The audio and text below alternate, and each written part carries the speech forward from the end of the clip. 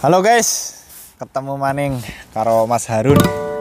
Wong Brebes ngapak sing lagi neng Korea ya, masih neng Korea, jangan dikira udah pulang di Indo. Santuy.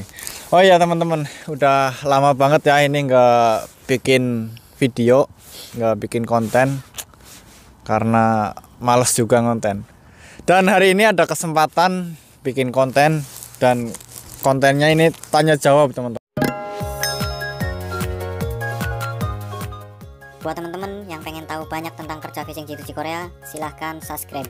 Channel ini saya buat teman-teman yang pengen tahu banyak gambaran kerja fishing G2G Korea. Jadi buat teman-teman yang baru pertama kalinya datang ke channel ini, silahkan setelah nonton video ini, teman-teman bisa cek barangkali ada informasi yang bermanfaat buat teman-teman. Oke, langsung saja masuk ke beberapa pertanyaannya. Nanti saya dibantu sama Mas Ubay yang dari dulu sudah menemani saya, sering banget ya masuk ke konten di YouTube saya. Dan nggak lupa juga sama kameramen ini yang selalu setia di belakang layar, Kang Noe. Oke, langsung saja masuk ke pertanyaannya. Pertanyaan yang pertama ini.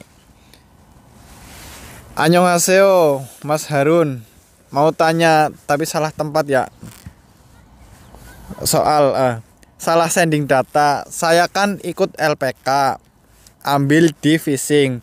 Jadi untuk sending data itu kan LPK yang lakukan.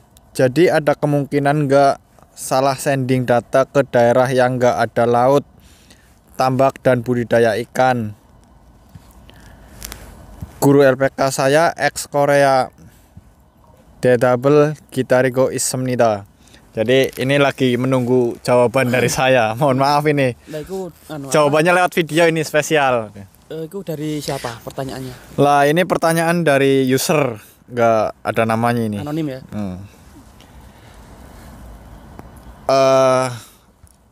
Mas Ubay, menurut sampean gimana ini dari pertanyaan ini? Pertanyaannya tadi apa ya? Tentang masalah sending data dari LPK itu kira-kira sesuai nggak sama yang di sini dan yang dipilih gitu kan? Iya. Soalnya kan kadang kayak gini, apalah. Sending data itu ngambil di daerah yang banyak apalah pelabuhan, banyak tambak daratnya, banyak tambak lautnya gitu kan, biar cepat dipanggil gitu. Tapi kan kalau secara sistem di Korea itu kan sebenarnya nggak begitu berpengaruh. Nggak begitu berpengaruh. Misal kita milih di Gangwon-do, milih di Jeollanam-do, milih di Jeollabuk-do dan lain sebagainya, itu nggak begitu berpengaruh sebenarnya. Cuman lebih baik kita ngambil yang banyak kemungkinan kita diambil. Misalnya kayak di daerah-daerah pesisir itu kan apa, di Jeollanam-do, di apa itu ya, intinya kayak gitulah. Jadi jangan khawatir ya, ini yang bertanya. Takutnya salah sending di daerah yang nggak ada lautnya, kayak di Daegu, yang minim gitu kan. di Seoul itu kan minim pelabuhan, takutnya nggak dipanggil sampai angus. Tenang saja, itu kayak formalitas lah, nggak begitu berpengaruh. Soalnya teman saya sendiri ini si Ubay katanya dulu nggak sending di Gangwon-do ya? Nggak Ya, sending di Gangwon-do. Dari pengalaman sendiri, emang dulu kan nggak memilih itu kan ada beberapa pilihan kan. Saya pilih ngacak dulu. Ternyata ketemunya malah di tempat yang nggak tak pilih. Tuh bisa jadi ketemu yang nggak dipilih. Masalahnya di sini itu kan modelnya kan sistem, pakainya kan komputer semua. Iya. Diacak bos mana yang mau ngambil kamu kan gitu toh. Tapi alangkah baiknya ngambil di daerah-daerah yang kemungkinan besar itu emang daerah fishing. Cepet berangkatnya gitu. Jadi nggak usah khawatir ya teman-teman. Nah, untuk daerah yang fishing, menurut Mas Harun itu kalau di sini itu di mana saja? Nah, ini nih yang banyak banget pertanyaannya ini. Tapi kalau saran dari saya ya, ini kan biasanya kan 3 tuh ya. 3 pilihan sending ya. Itu kalau yang paling sering itu enggak di Jeollanam-do, Pak. Jeollanam-do itu Jeollanam-do, Gyeongsang-nam-do, Jeju-do. sama Jeju-do enggak? Jeju-do enggak begitu sih. Kayaknya enggak intinya 2 itulah, sisanya kamu yang nentuin gitu. Jola Namdo, Gyeongsang Namdo itu. Lah untuk daerah tambak-tambak yang banyak itu yang di Jola Namdo juga daerah banyak. daerah Oh, daerah bawah gitu. Gangwon-do ya lumayan ya. Gangwon-do Dulu. kebanyakan itu bukan tambak tapi Di laut, di penangkapan. tambaknya nggak ada Nggak- itu. Kalau emang pengen yang ditambak itu daerah bawah. Bawah Jeju juga banyak ya. Jeju banyak. Tapi kebanyakan Jeju juga kapal kan kapal pancing loh. Oke, kita pertanyaan ini lewatkan dulu. Selesai ya. Next. Apa kerja nelayan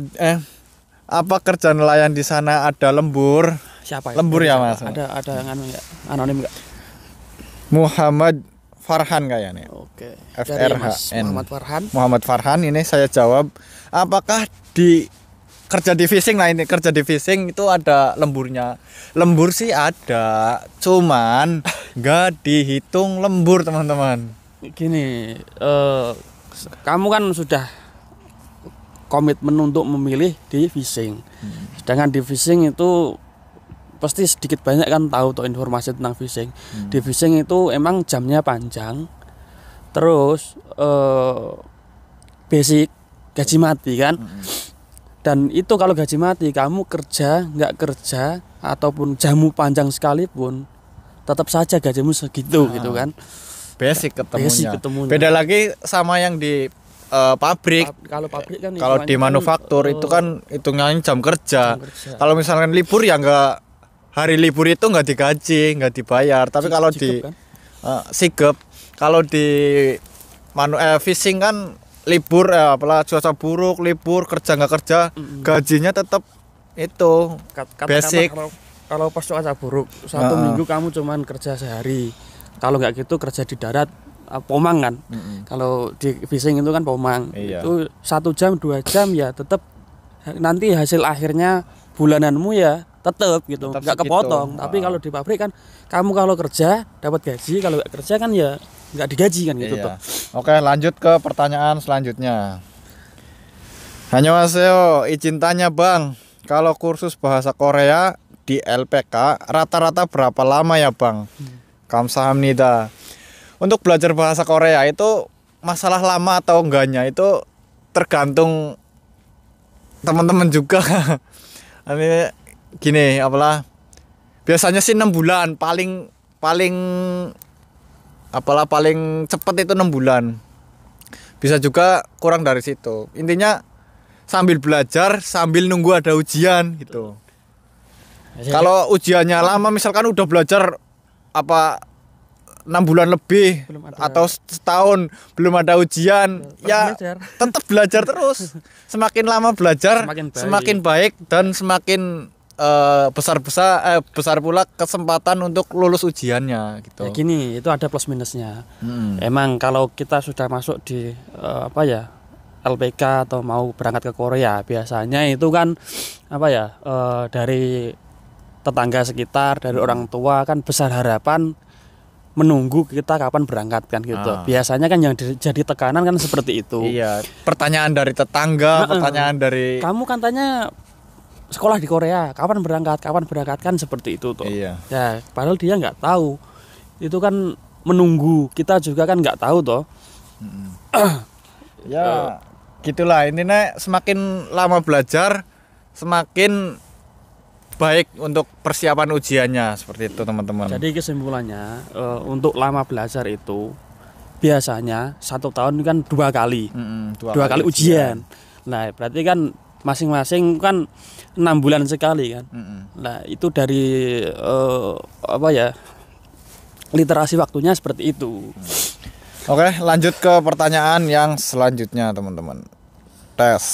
Ini kok agak dingin Mas Harun. Mas Harun, cara pindah ke tambak andai kerjanya di laut gimana? Atau kita pas sending bisa milih ke tambak? Nah, gini nih pertanyaannya. Apalah cara pindah ke tambak apabila kerjanya di laut? Gini. Kalian daftar ke fishing itu kan harus siap mau ditempatkan di tambak maupun di laut. Soalnya kita milih di tambak pun belum tentu nanti pas dapat ditambak, bisa jadi kerja di laut Begitu nangkep pula ikan. sebaliknya. Begitu pula sebaliknya. Kita ngambil di penangkapan di laut, ternyata dapatnya ditambak juga banyak banget gitu ya. Jadi pilihan tambak atau budidaya itu sebenarnya formalitas. relatif. Cuman Ya, ya, bagaimana bejone awake dhewe gitu. apa ya? Kalau kok emang kamu minatnya ditambak tapi ternyata dapatnya di penangkapan. Nah, cara pindahnya ini Cara yang pindahnya dipertanyakan. itu gini, yang penting kamu sampai di sini dulu. Gitu. Kalau sudah sampai sini, nanti kamu bisa mengajukan ingin pindah kerja ke bos. Kalau kamu nggak cocok misalnya. Tapi di sini pun sesuai persyaratan untuk pindahnya itu harus ada apa ya syarat-syaratnya gitu kan. Untuk masalah itu Mas Harun yang lebih paham. Karena dia kemarin itu sempat ngurus masalah itu. Ini kalau misalkan mau pindah terus masa kontraknya belum habis, itu kalau misalkan majikannya nggak ngizinin, nggak bakalan boleh, kecuali dengan alasan atau kasus atau yang konkret lah, yang bener-bener Alasan yang sesuai dan apa ya? mengharuskan untuk pindah gitu. Kalau misalkan alasannya saya capek Nggak betah kerja di laut, saya numpang ketawa. Semua kerjaan capek ya. Terus kalau misalkan Mas saya mabuk laut, aduh nggak kuat lagi, gimana? Kalau untuk masalah mabuk laut itu biasa ini itu kita berpacu dengan waktu. Awake dhewe sabar-sabar wae kan ngono to. Iya, sabar-sabar nunggu. Itu kan gini toh, kita kan di rumah itu kan kebanyakan itu kan emang basicnya kan bukan di laut. Ya kan? Kebanyakan kan bukan di laut. Orang yang nggak pernah ke laut, maksudnya nggak pernah kerja di laut, sampai sini langsung dihadapkan dengan laut, disuruh nangkap kan itu adaptasi dulu, nggak bisa langsung. Pasti semua seperti itu. Rata-rata gitu semua sih ya. Pertama mabuk minimal bertahan 3 bulan dulu. 3 bulan coba dulu aja gitu. Kalau misalnya benar-benar nggak kuat mabuk laut, lah itu nanti ngomong halus-halusan lah sama sajangnya, dibujuk supaya sajang itu mau memindahkan kita, ngasih hatinya untuk lah kasihan, udah pindah aja gitu. Tapi kalau sajangnya, kalau majikannya nggak ngizinin, susah. Udah harus nunggu habis kontrak dulu. Kontraknya kan biasanya setahun dulu, nanti perpanjang lagi gitu. Jadi habiskan dulu 1 tahun gitu. Ada yang 3 tahun langsung. Lah 3 tahun langsung repot ini kalau udah nggak betah. Ujung-ujungnya kabur biasanya. Tapi jangan Pak. Kalau bisa jangan. Oke, lanjutkan pertanyaan yang selanjutnya, soalnya udah mulai gelap ini, aduh. Maaf, mau tanya, teman-teman yang ditambak maupun di kapal, apakah sulit untuk cari waktu dan tempat untuk menjalankan sholat 5 waktu bagi yang muslim? Mohon pencerahannya, terima kasih. Semoga teman-teman pejuang WON di Korea selalu sehat dan sukses. Pertanyaan ini sering banget muncul, dan saya pun pernah juga menanyakan hal ini ke senior yang udah lebih senior dari saya gitu. Untuk pertanyaan ini bisa dijawab sama Mas Ubay ini yang ahlinya ahli. Muncul lagi kata ini. Gini. Kalau untuk masalah ibadah itu kan singkat banget. Pertama kita itu harus tanya sama sajang lah, ngomong baik-baik.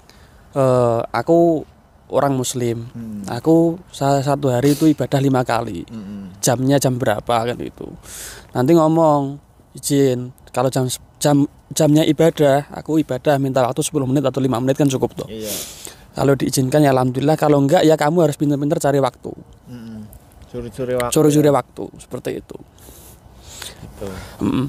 Ya tergantung kamunya bisa ngomong apa enggaknya. Soalnya kalau aku kan misalkan izin ya ke bos ini muslim kan sholatnya 5 waktu kayak gini. Lah biasanya itu jam segini ini minta waktunya gitu. Kalau bolehan nggak, lebih enak kalau dibolehin. Jadi lebih bebas loh, sholat juga nggak terburu-buru banget gitu kan. Ya gitu. Ya tergantung sajangnya sih, kadang ada yang nggak bolehin, ada yang ngebolehin. Ya Bismillah aja ya, semoga teman-teman bisa dapat sajang yang ngebolehin kita untuk sholat gitu. Lanjut ke pertanyaan selanjutnya. Nanya Mas, kalau libur gitu digaji enggak Mas? Oh ini pertanyaan yang sama yang tadi ya. Yang pertama tadi sudah dijawab. Udah ya. Lanjut.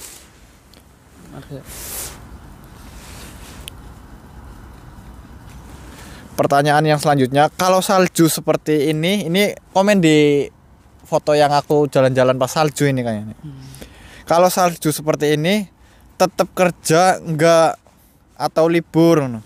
Salam dari Timur Leste, waiting. Oke. Kalau saljunya tebel kan sebelum berangkat kan biasanya dilihat dulu tuh di perkiraan cuaca. Kalau di Korea kan gitu.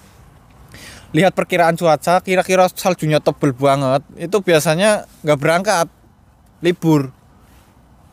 Bos Korea biasanya tahu lah saljunya tebel nggak berangkat. Tapi kadang juga kalau bosnya bandel, ya tetap hajar terus berangkat. Walaupun minus juga. Walaupun minus, dinginnya nggak karuan, ombaknya gede, kalau sajangnya bandel ya tetap Jadi setiap kali mau berangkat itu di HP udah ada perkiraan cuacanya kalau di Korea. Terus dan harus taat sebenarnya. Ada notifnya dari pihak, kalau di sini, kalau di Indonesia mungkin BMKG-nya kan.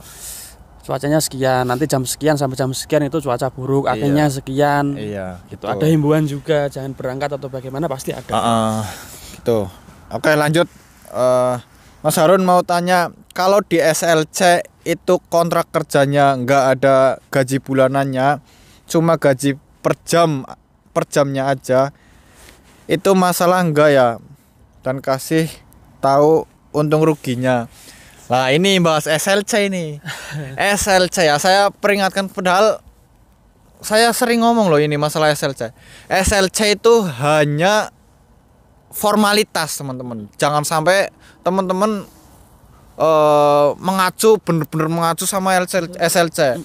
Lah ini kok di SLC saya jam kerjanya jam segini sampai jam segini, tapi kok pada kenyataannya panjang banget jam kerjanya.